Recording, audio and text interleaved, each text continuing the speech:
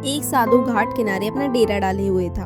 वहां पर धुनी रमाकर दिन भर बैठा रहता था और बीच बीच में ऊंची आवाज में चिल्लाता, जो चाहोगे सो पाओगे। उस रास्ते से गुजरने वाले लोग उसे पागल समझते थे।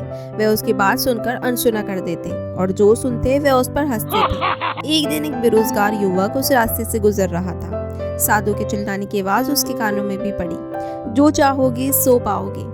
ये वाक्य सुनकर वह युवक साधु के पास आ गया और उससे पूछने लगा, बाबा, आप बहुत देर से जो चाहोगे सो पाओगे चिल्ला रहे हो, क्या आप सच में मुझे वो दे सकते हो जो मैं पाना चाहता हूँ? साधु बोला, हाँ बेटा, लेकिन पहले तुम मुझे ये बताओ कि तुम पाना क्या चाहते हो।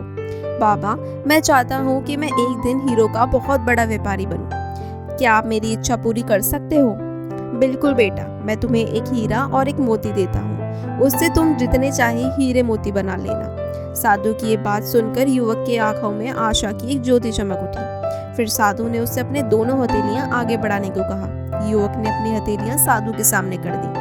साधु ने पहले उसकी एक हथेली पर अपना हाथ रखा और बोला, बेटा, ये दुनिया का सबसे अनमोल हीरा है, इसे समय कहते हैं। इसे जोर से अपनी मुट्ठी में जकड़ लो, इसके द्वारा तुम जितने चाहे उतने हीरे बना सकते हो। इसे कभी अपने हाथ से निकलने मत देना।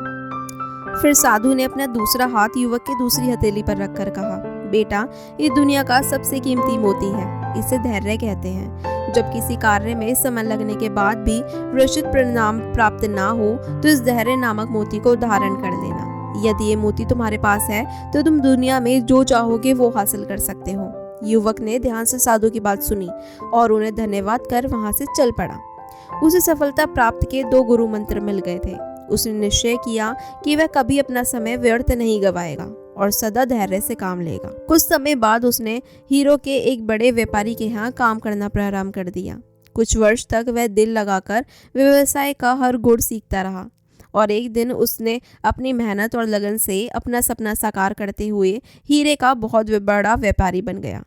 इस कहानी से हमें ये सीख मिलती है, लक्ष्य प्राप्ति के लिए सदा समय और धैर्य नाम के हीरे मोती अपने साथ रखें। अपना समय कभी व्यर्थ ना जाने दें और कठिन समय में धैर्य का दामन ना छोड़ें। सफलता अवश्य प्राप्त होगी।